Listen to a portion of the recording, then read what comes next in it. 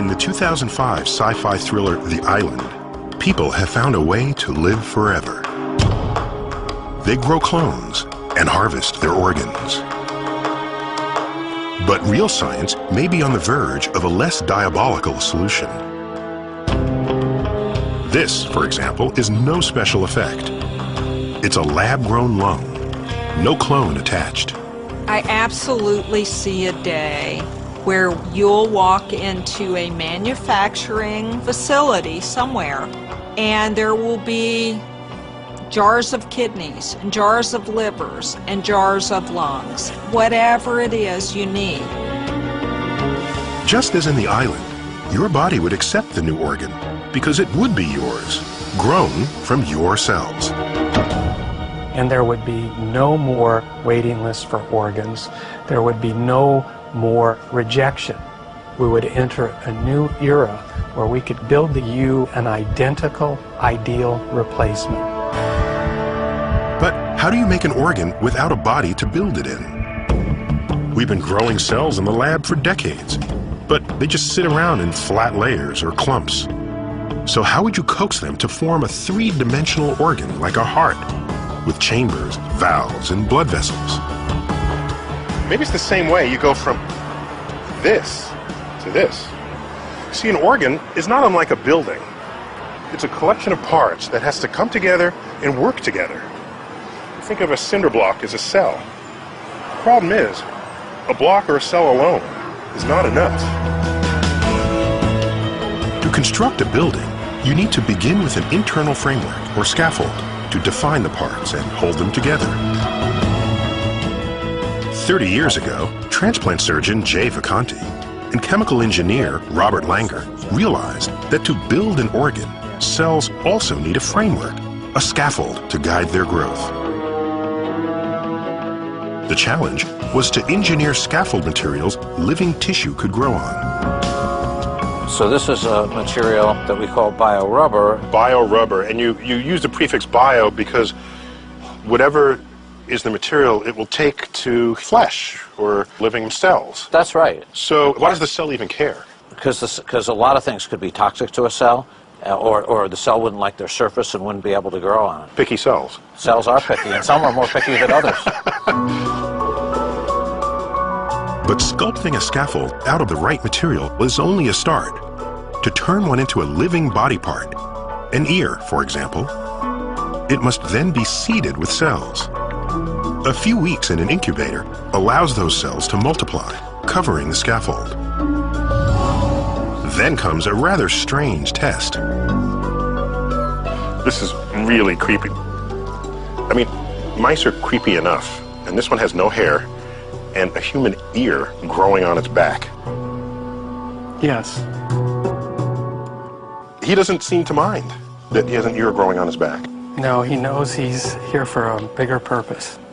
But this is a very, very important step in the science, because on the back of this animal, we're actually incubating and growing perfect cartilage in the shape of a human ear. And it's completely connected to the blood vessels, so that it's just like a native ear in a normal circumstance.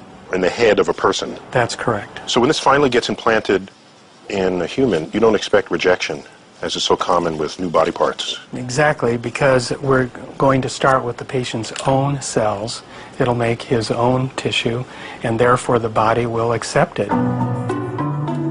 Within a year, Vacanti and Langer expect to be implanting their ears directly on the heads of soldiers wounded in Iraq and Afghanistan. But these will not be the first recipients of lab-grown body parts. Already, patients of other doctors have received blood vessels, skin, muscles, even bladders built the same way. I think with enough research, most parts of the body will be replaceable. And I haven't come across very many body parts where somebody somewhere isn't working on trying to replace them. Which is certainly encouraging news for people who need more complex body parts, like 20-year-old Stacy. I was in the hospital, and that's when they came in and told me that I may need a new liver. But will she get one? Every day, nearly 20 Americans die waiting for donor organs. So this problem is an extraordinary problem. There are too few organs for the well over 100,000 Americans waiting. But if we're ever to make the complex organs most needed to save lives, like livers and hearts, the scaffold builders will have to overcome an obstacle, namely plumbing. In a building, it's pretty straightforward. Pipes carry fluid where it's needed, just like blood vessels in the body, except that in a major organ, like the heart, You need a blood vessel per cell because the heart works all day, every day. And I don't know if you've ever seen blood vessels really, but they look like a tree. And the challenge is not to build that big limb, but to build those little tiny branches that come off. But building these intricate branches might be unnecessary if we take advantage of a remarkable fact. Organs are not just made of cells. So if you wash the cells away, what's left? Well, what's left are these proteins on which the cells sit, and they form the framework of the organ, the scaffold. These natural scaffolds hold an organ's shape down to the smallest detail, including every blood vessel. So could they be used to build a complex organ like a heart? 6 years ago, no one could say, because no one had ever stripped a heart of its cells, leaving the scaffold intact. But Taylor's colleague, Harold Ott, thought he could find a way. He would use the blood vessels in a rat's heart to deliver a chemical that would dissolve its cells and nothing else. But which chemical? So the process of finding the right chemical was literally a try and error process, starting from A to Z on the chemical shelf. First, Ott tried enzymes, but they dissolved both the cells and the scaffold. Other chemicals caused the hearts to swell up. Finally, he tried a soap commonly found in shampoos. We saw the heart become translucent, and it was obvious to us all that something had happened that hadn't happened in the months before. What we had is this thing that looked like a heart, but it looked like a ghost heart, if you will. Injections of dye showed the scaffold to be undamaged, down to the smallest blood vessels. And we now know that this technique works with many organs, including human-sized ones. This is essentially the scaffold of a heart. Who knew a heart had a full skeleton? But it essentially has no cells, dead or alive. It's beautiful. You can see the blood vessels here, the chambers of the heart. You can see the valves. But could a bare scaffold once again become the framework of a living heart? Taylor soon discovered it was more than a matter of injecting cells. Just putting cells on a scaffold isn't enough. It's putting cells on a scaffold and giving them an electrical signal, and giving them a mechanical blood pressure, and then giving them oxygen. It's not just a heart in a jar, it's a heart in an artificial body. So it's simple in many ways, and it's unbelievably complicated. After 8 days, the first lab-grown heart beat on its own.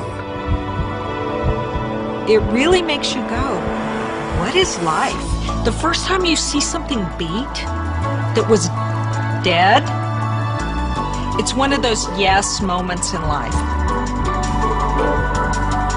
Since then, Ott has joined Massachusetts General Hospital and used the same method to build a pair of lungs. After coming back to life, one lung was successfully implanted in a rat. So if you can make a working, living lung, then it seems to me you can Built literally any organ. any organ. This novel approach has already made a difference in the real world. In Barcelona, Spain, this woman, Claudia Castillo, might be dead without it. 2 years ago, tuberculosis devastated her windpipe, making it difficult for her to breathe. But surgeon Paolo Macchiarini saw a solution. Give Claudia a new windpipe, which her body would never reject, because it would be made of her own cells, grown on a natural scaffold. And so, in June of 2008, Macchiarini and an international team of specialists removed a windpipe from a human cadaver, washed it clean, and reseeded it with living cells from Claudia's body. 4 days later, the new windpipe was transplanted into Claudia. If you transplant an organ without tissue engineering, you need immunosuppression, you need close watching, and this was absolutely not the case for Claudia. She never had any sign of rejection.